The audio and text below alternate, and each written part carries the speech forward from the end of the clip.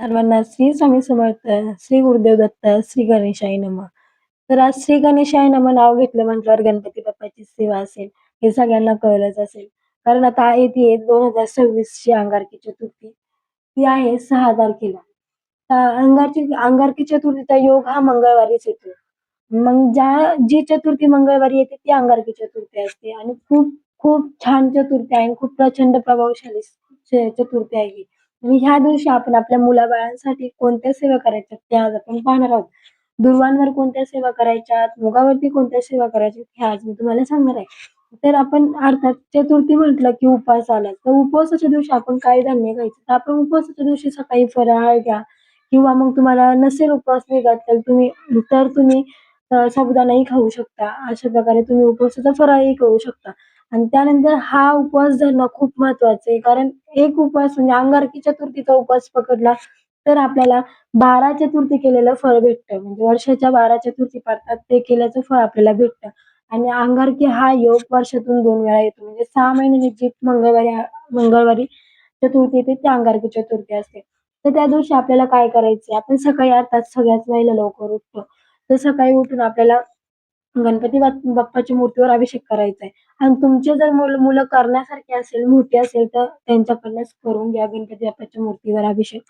आणि जर त्यांना अथर्वशीर्ष बोलायला जमत नसेल, तर आपण बोलू ते लोकं अभिषेक करतील किंवा मग आपल्याला जमत नसेल ते लोकं बोलतील आपण नाही का त्यांचा ते अभिषेक करतील अशा प्रकारे.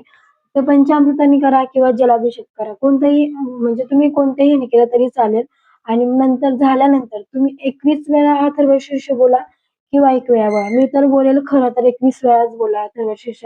पण आपल्याला कामामध्ये वेळ भेटत नाही. मुलं-बाळं असतात. आपलं म्हणजे महिला म्हटलं की संसार आलाच. त्यामुळे आपण एकदाही बोलला तरी चालून जाईल. पण असं छान प्रकारे अभिषेक वगैरे करून घ्या. त्यानंतर ते जे तीर्थ असतं ते आपल्या लेकरांना द्या. आपली जी बाळं असतील त्यांना प्यायला द्या.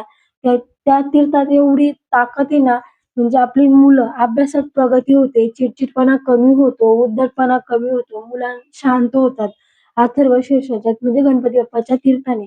आणि ज्याला अथर्वशीर्ष येत नाही त्यांनी ओम गणपती नमः हा म्हटला तरी चालेल. हा मंत्र म्हणून पण तुम्ही अभिषेक घालू शकता. आणि त्यानंतर आपल्याला हे जल विद्यार्थ्यांना द्यायचं. म्हणजे तुमच्या कोणत्याही वयोगटातली मुलं असू दे, त्यांना तुम्ही हे जल प्यायला द्यायचंय. त्यानंतर आपल्याला दुर्वांवर कोणत्या सेवा करायच्यात. तर 21 दुर्वा आपल्याला घ्यायच्यात आणि 21 दुर्वा 21 आणि त्या पण 3 म्हणजे असं 3 पानं असलेल्याच दुर्वा आपल्याला घ्यायच्यात निवडून. 21 दुर्वांचा आपल्याला वंश घ्यायचा आहे. देठ आपल्याकडे करायचे, दुर्वा देवाकडे करायच्यात. त्यानंतर त्या आपल्याला हातात घ्यायच्यात. 21 वेळा आपल्याला अथर्वशीर्ष किंवा 21 वेळा अथर्वशीर्ष किंवा मग 1 वेळा तुम्ही अथर्वशीर्ष त्या दुर्वांवर बोलायचंय आणि त्यानंतर ते आपल्याला जर अथर्वशीर्ष येत नसेल, तर आपण ओम गणपती नमः हे 21 वेळा बोलायचं, नाहीतर 108 वेळा बोला. त्यानंतर आपल्याला ते जर मंत्र जमत नसेल, तर ओम विघ्नहर्ताय नमः हा मंत्र आपल्याला बोलायचा आहे आणि त्यानंतर 21 वेळा बोला आणि किंवा 108 वेळा. शक्यतो सगळ्यांनी 108 वेळाच हे मंत्र बोला. खूप छोटे-छोटे मंत्र आहेत. 108 वेळाच बोला. ओम गणपतीये नमः किंवा मग ओम विघ्नहर्ताय नमः आणि 1 वेळा अथर्वशीर्ष. आणि जर तुमची मुलं घरात असेल, तर त्या दुर्वा तुम्ही तुमच्या मुलांच्या हातात द्या. त्यांना ते बोलायला सांगा. कारण त्यांनी केलेली सेवा खूप प्रभावशाली असते. आपण आई आई लोकं तर सगळेच करतात. ते आपलं कामच आहे आपल्या लेकरांसाठी सेवा करणं. पण शक्यतो आपली मुलं जर घरात असेल, तर मुलांनाच करायला सांगा आणि तुम्ही मंत्र बोला. ते लोकं दुर्वा हातात घेतील. त्यानंतर आपल्याला त्या दुर्वा गणपती बाप्पाला व्हायच्यात. 21 वेळा तुम्हाला अथर्वशीर्ष नाही जमलं, 1 वेळा घ्या. 1 वेळा नाही जमलं तर तुम्ही 11 वेळा घ्या. पण अथर्वशीर्ष आपल्याला घ्यायचंच आहे आणि ते मंत्रही आपल्याला घ्यायचे आहेत. त्यानंतर आपल्याला प्रार्थना करायची आहे. माझ्या मुलांच्या अभ्यासात प्रगती होऊ दे. माझ्या मुलांचा चिडचिडपणा कमी होऊ दे. हट्टीपणा कमी होऊ दे आणि माझ्या मुलाला जे काही करेल त्याच्यात यश मिळू दे. हीच आपल्याला प्रार्थना करायची आहे आणि त्यानंतर त्या दुर्वा आपल्याला गणपती बाप्पा पुढे ठेवायच्या आहेत. चरणाशी अर्पण करायचे आहेत. दुर्वांचा देठ अर्पण करताना दुर्वांचा देठ बाप्पाच्या पायाकडे पाहिजे आणि दुर्वांचं तोंड आपल्याकडे पाहिजे. म्हणजे अशा उलट्या ठेवायच्या. त्या दुर्वा आपल्याला चरणाशी अर्पण करायच्या आहेत आणि गणपती बाप्पाला प्रार्थना करायची आहे आपल्या बाप्पाला आणि आपल्या बाप्पाला आवडता मोदक, सर्वात प्रिय नैवेद्य म्हणजे मोदक आहे. तर आपल्या बाप्पाला 21 मोदकांचा नैवेद्य अर्पण करायचा आणि जर तुम्हाला तेही नसेल मोदक बनवायला नसेल जमले, तर आपल्याला गोल-गोल गुळाच्या गोळ्या करायच्या छोट्या-छोट्या 21 त्या आपल्याला अर्पण करायच्या आहेत आणि बाप्पाला नमस्कार करून, प्रार्थना करून आपण आपला नाही का, आपली प्रार्थना देवाला सांगायची आहे आणि खरंच या सेवेने खूप खूप म्हणजे खूप फरक पडतो आणि खरंच आपल्या आपल्या मुलांमध्ये आपल्याला प्रगती पाहायला मिळते. त्यानंतर दुसरा उपाय काय करायचा? तर दुसरा उपाय अंगारकी चतुर्थीच्या दिवशीच करायचा आहे. त्या दिवशी आपल्याला मूग घ्यायचे. जसे आपण दुर्वा घेतला तसेच आपल्याला मूगही हातात घ्यायचे. तर हिरवे मूग आपल्याला घ्यायचे आहेत आणि चांगले बघून घ्या, किडलेले घेऊ नका. जेणेकरून म्हणजे असे बघूनच निवडून घ्या. हे 108 हिरवे मूग आपल्याला घ्यायचे आहेत हातात आणि ते आपल्या मुलांवरनं उतरायचे आहेत. कुठे जवळ गणपती बाप्पाचं मंदिर असेल तिथं आपल्याला जायचं आहे आणि तिथं आपल्याला जर तुमची मुलं घरात असेल, मुलं येत असेल मंदिरात, तर मंदिरात मुलांना घेऊनच जा आणि ते मूग मुलांच्या हातात देऊन त्या सेवा करा. जशी आपण दुर्वांची केली तशीच ती मुगाची सेवा करायची आहे. त्यानंतर आपल्याला 21 वेळा ओम गण गणपतीये नमः हा मंत्र बोलायचा आहे. ते मूग उजव्या हातात घ्यायचे.